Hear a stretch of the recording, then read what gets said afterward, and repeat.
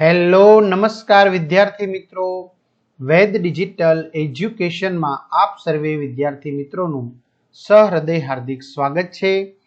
આજે આપણે ધોરણ 3 વિષય પર્યાવરણ વાર્ષિક પરીક્ષા 2026નું 40 ગુણનું પેપર જોવાના છે। તો વિદ્યાર્થી મિત્રો, બધા મિત્રોને 40 માંથી 40 ગુણ મેળવવાના છે। તો આ પેપર વ્યવસ્થિત સંપૂર્ણ નિરાતે નિહાળશો અને ખાસ ચેનલમાં ન હોય ચેનલ સબસ્ક્રાઇબ કરો, વિડીયો લાઈક કરો, તમારા મિત્રો દોસ્તોને શેર કરો, જેથી કરીને પછીના પેપરના પણ તમને વિડીયો મળી શકે। પ્રશ્ન 1, નીચેના પ્રશ્નોના જવાબ આપો। પહેલું, ભૂપેન જ્યાં રહે છે ત્યાં ઘર કેમ વાંસના થાંભલા પર બનાવાય છે? તો ભૂપેન અસમમાં રહે છે। અસમમાં ખૂબ જ વરસાદ પડે છે, તેથી ઘરો વાંસના થાંભલા ઉપર બાંધવામાં આવે છે, જેથી તે જમીનથી ઘણા ઊંચા રહે અને વરસાદના પાણીથી બચી શકાય। નીચેનું વિધાન ખરું છે કે ખોટું તે જણાવો।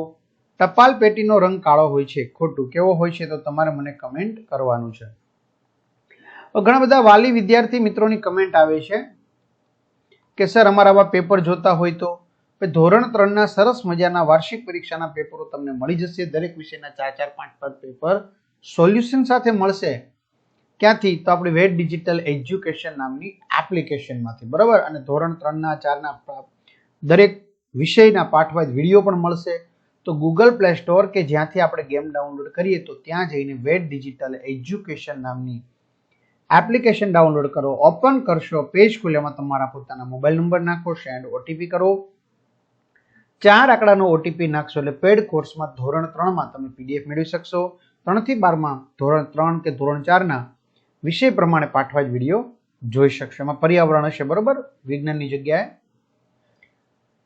પ્રશ્નોના જવાબ આપો ગમે તે એક।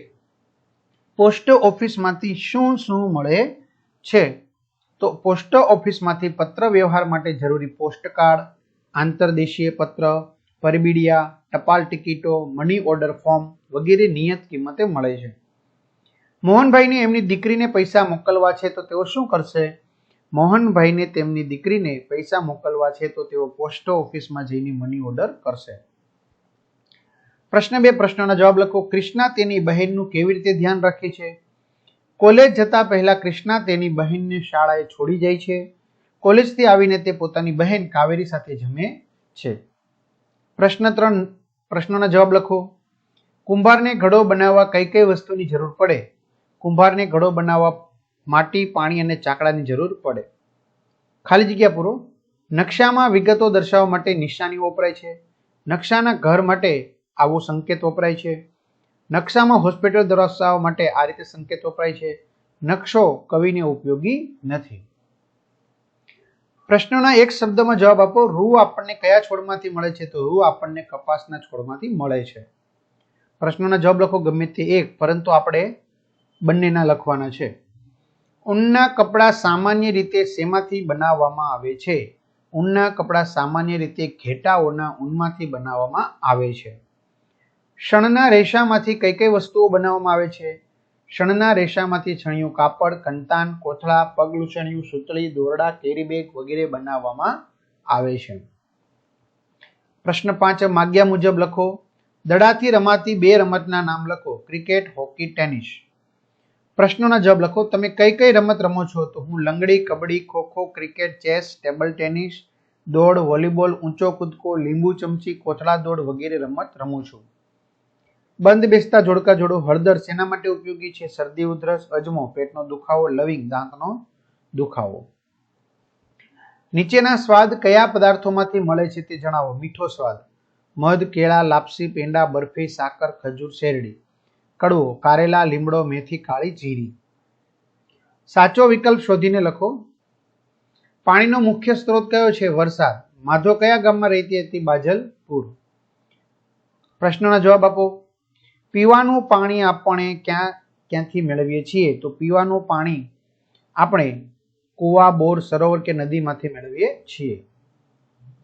પાણીનો ઉપયોગ ક્યાં ક્યાં થાય છે? પાણીનો ઉપયોગ પીવામાં, રસોઈમાં, નહાવા ધોવામાં, સફાઈ કામમાં, બાગ બગીચામાં, જંગલોમાં, ખેતીવાડીમાં, મકાનોના બાંધકામમાં, વીજળી અને વરાળ ઉત્પન્ન કરવા તેમજ નાના મોટા ઉદ્યોગોમાં થાય છે। ખાલી જગ્યા પૂરો। ગાયના બચ્ચાને શું કહે છે? વાછરડું। પ્રશ્નોના જવાબ આપો. પાલતુ પ્રાણીઓના નામ લખો. પાલતુ પ્રાણીઓના નામ કૂતરો, ગાય, ભેંસ, ઘોડો, બિલાડી, બળદ, ગધેડો વગેરે છે. ખાલી જગ્યા પૂરો. ઘરના સભ્યો ભેગા મળીને કુટુંબ બને છે. પ્રશ્નોના જવાબ આપો. તમારા તાલુકામાં જોવા મળતા પશુઓના નામ લખો. અમારા તાલુકામાં ગાય, ભેંસ, ઘેટા, બકરા, બળદ, ઊંટ, ઘોડા, સસલું જેવા પશુ પ્રાણીઓ જોવા મળે છે. ચલો વર્ગીકરણ કરો. વનસ્પતિમાંથી મળતા પદાર્થો: ગોળ, ગુંદર, ખાંડ, રબર. પ્રાણીઓમાંથી દૂધ, ઊન, રેશમ, ચામડું.